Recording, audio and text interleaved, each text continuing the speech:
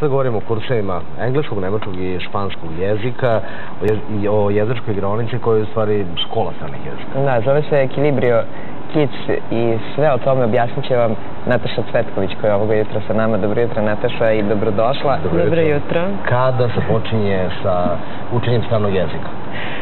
U najranijem uzrastu, kada kažem najraniji uzrast, dakle kada dete već krene da uči maternji jezik, negde je sasvim u redu i moguće da nauči strani jezik na isti način kao i maternji. Dakle, već od 3. 4. godine mi u jezičkoj igraonici Equilibrio Kids imamo kurseve za predškolce, dakle od 3 do 6, kao i za mlađe osnovce od 1. do 4. ali i za one starije od 5.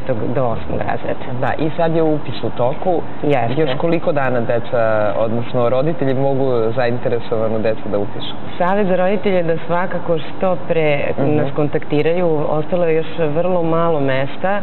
Detaljnije informacije roditelji svakako mogu da nađu na našem sajtu www.kursevizadecu.com, ali svakako pravo je vreme da razmišljaju već sada o tome koji jezik i u kom uzrastu već ako razmišljaju. Dakle, upis u toku. Upis je u toku, a od kada kreće onda škola? Već naredne nedelje startuju grupe, tako da jako malo mesta je ostalo, pa eto, roditelji, mislite na vreme o budućnosti svoje dece. Da, sada kako u zavisnosti od uzrasta odabrati jezik ili uzrast i jezik nemaju nikakve veze i šta je nekako parametar da bi se odredilo koji jezik?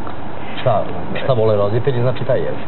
Pa u principu roditelji se negde vode potrebama koje prosto nameće moderno društvo, da li će to biti engleski, nemački sve popularniji, a španski naravno tu je kao i prethodna dva jezika.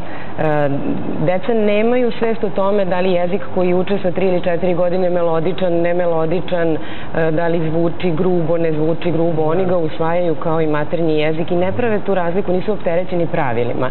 Dakle, apsolutno na isti način kao što usvajaju srpski jezik, tako usvajaju i strani. Kolike su grupe? To je uvijek roditeljima važno, da se svi posvete samo njihovom detetu.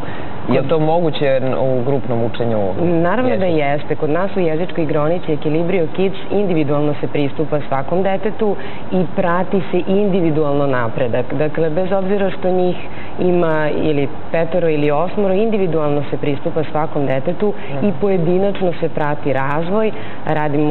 Cilj nam je da zapravo da razvijemo sve jezičke kompetencije, dakle i da čitaju i da pišu i da se sporazumevaju.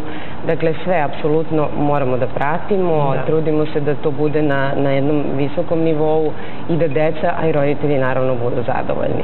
Hvala Nataša na ovom gostovanju. Equilibrio Kids, jezička igraonica za decu.